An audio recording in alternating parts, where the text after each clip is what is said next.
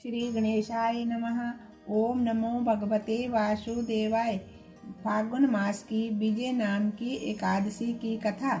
युधिष्ठिर जी ने पूछा, वासुदेव, फाल्गुन मास के कृष्ण पक्ष में जो एकादशी होती है उसके बारे में बतलाइए। तब भगवान कृष्ण जी बोले, हे युधिष्ठिर, एक बार नारद जी ने कमल के आसन पर विराजमान होने वाले ब्रह्मा जी से पूछा था, सो मैं आपसे बताता हूँ कि फाल्गुन मास के कृष्ण पक्ष में जो विजय नाम की एकादशी होती है उसका वर्णन कीजिए। तब ब्रह्मा जी ने कहा था, सुनो, मैं एक उत्तम कथा सुनाता हूँ जो पापों का अपहरण करने वाली है। ये बहुत ही प्राचीन और पाप नाशक है। ये विजय नाम की एकादशी राजाओं को विजय प्रदान करने वाली है, इसमें तनिक भी संदेह नहीं है।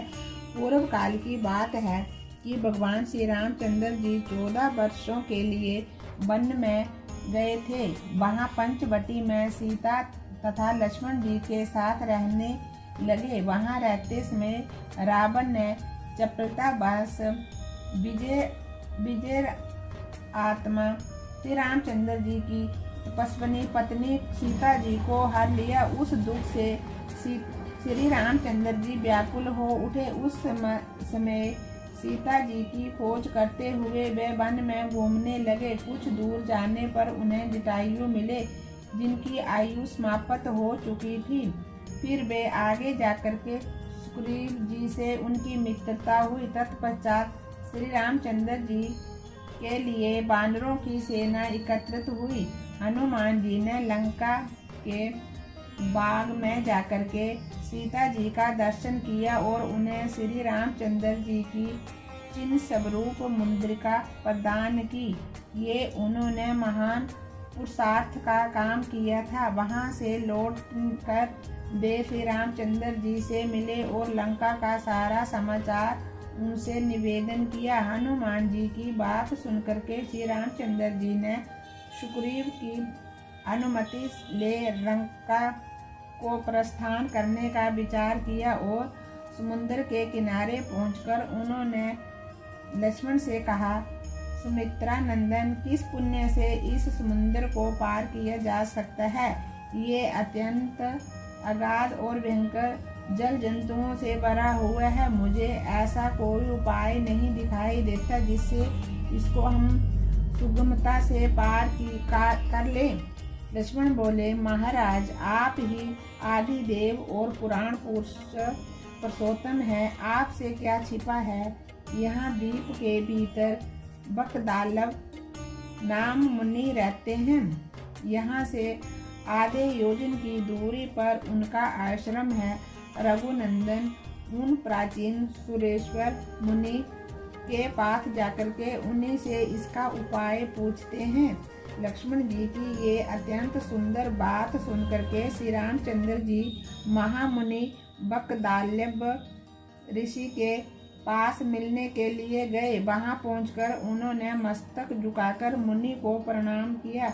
मुनि उनको देखते ही पहचान गए कि ये पुराण पुरुषोत्तम श्री रामचंद्र जी हैं, जो किसी कारण बस मानव शरीर में अवतीर्ण हुए हैं। उनके आने से महर्षि को बड़ी प्रसन्नता हुई। उन्होंने पूछा, श्री राम, आपका कैसे यहाँ आगमन हुआ है?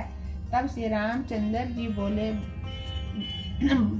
ब्राह्मण, आपकी कृपा से राक्षसों सहित लंका को जीतने के लिए सेना के साथ समुद्र के किनारे आया हूँ। मुने, अब जिस प्रकार समुद्र पर पार किया जाए वह उपाय बतलाइए।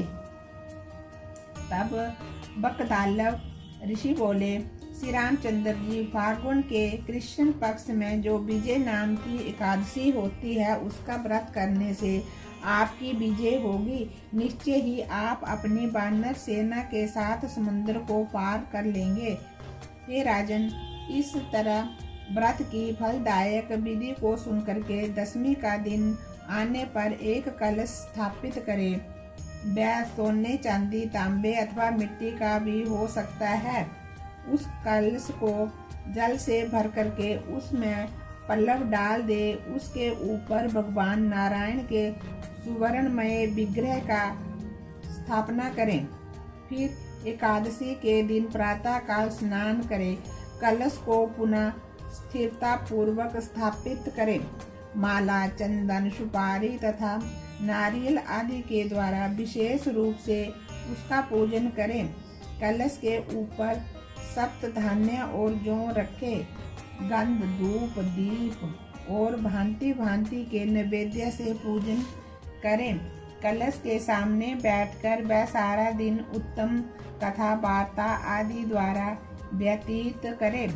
रात में भी वहाँ जागरण करे। अखंड व्रत की सिद्धि के लिए घी का दीपक जलाए। फिर द्वादशी के दिन सूर्य उदय होने पर उस कलश को किसी जलाशय के समीप, नदी, झरने या पखोरे के तट पर ले जाकर के स्थापित करे और उसकी विधिवत पूजा करके देव प्रतिमा सहित उस कलश को वेद ब्राह्मण के लिए दान कर दे।